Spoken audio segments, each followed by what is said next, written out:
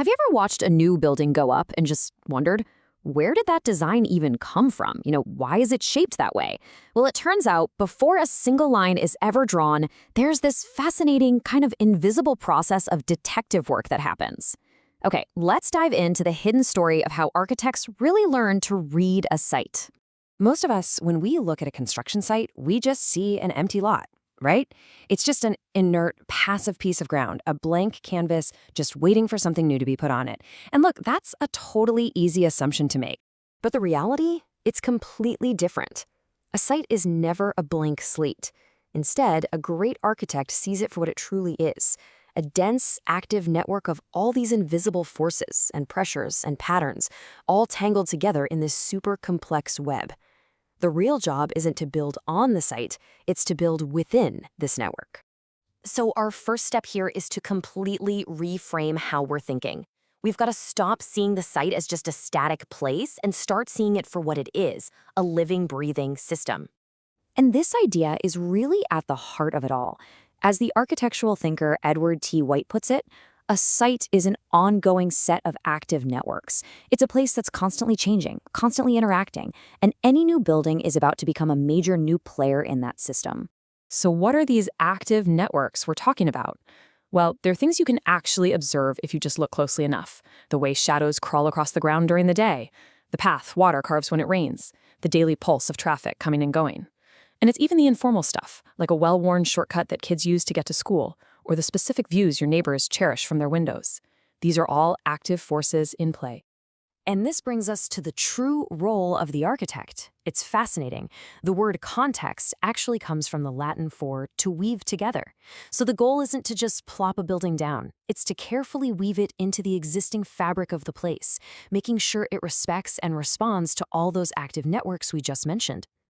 Okay, so if the site is this living network, how on earth does an architect actually map it out?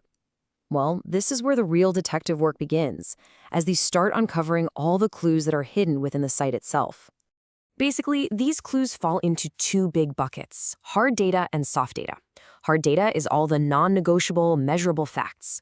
Soft data, on the other hand, is about the human experience of a place. It's subjective, and it really requires the architect to use their judgment, and you absolutely need both. Hard data is the most straightforward stuff. We're talking about legal property lines, zoning codes that tell you how close you can build to the street, where the sewer and power lines are buried, and climate statistics. These are the rules of the game. They're objective, and you gotta follow them. Now, soft data is where things get a lot more nuanced. This is the kind of information you can only get by actually going to the site and just feeling it. What are the best views? Are there annoying sounds coming from that factory nearby? Is that random patch of dirt actually a beloved informal playground for the local kids? This is the data that really captures the character and the life of a place. But here's the crucial point. You have to be thorough. Trying to design a building with incomplete information is like a doctor prescribing medicine based on only half the symptoms. You could easily miss the most important clue and end up creating a solution that causes way more problems than it solves.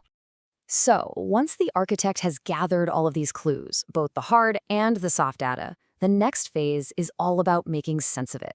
It's time to connect the dots, to move from just collecting information to really understanding the full picture. And a really powerful tool for this is something called the consequence triangle. It's a simple model, but it's great for thinking about that complex web of cause and effect that happens anytime you place a building on a site. So the triangle has three key actors at its points. First, you've got the building itself, the walls, the windows, the physical structure. Second, the users. That's everybody from clients and employees to neighbors and even people just passing by. And third, you have the context. All those site conditions that were there long before the building ever arrived. But it's the lines between these points that matter the most. See, each actor affects and is affected by the other two.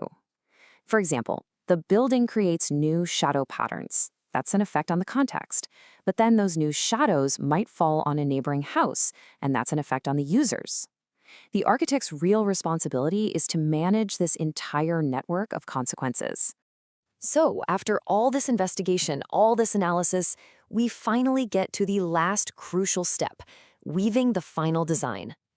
This is where all of that hard detective work pays off, and it directly shapes the form and the function of the building. The guiding principle for this whole process is a really powerful one. It's not just about, not doing any harm. It's about actively improving the place. The goal should always, always be to leave the site and the community around it better than it was before. And this idea leads directly to the final result. A truly great design isn't just some arbitrary shape that gets dropped onto a landscape. Its form, what we call its solution profile, is a direct response to the unique problem profile that was discovered during that site analysis. The building fits its context perfectly because, in a way, it was born from it. And that leaves you with a final thought. The next time you're walking down the street, look at the buildings around you with this new lens. Ask yourself, does this building feel like it's woven into its surroundings? What if every single new project began not with a blank slate, but by first taking the time to listen to the hidden story its site has to tell?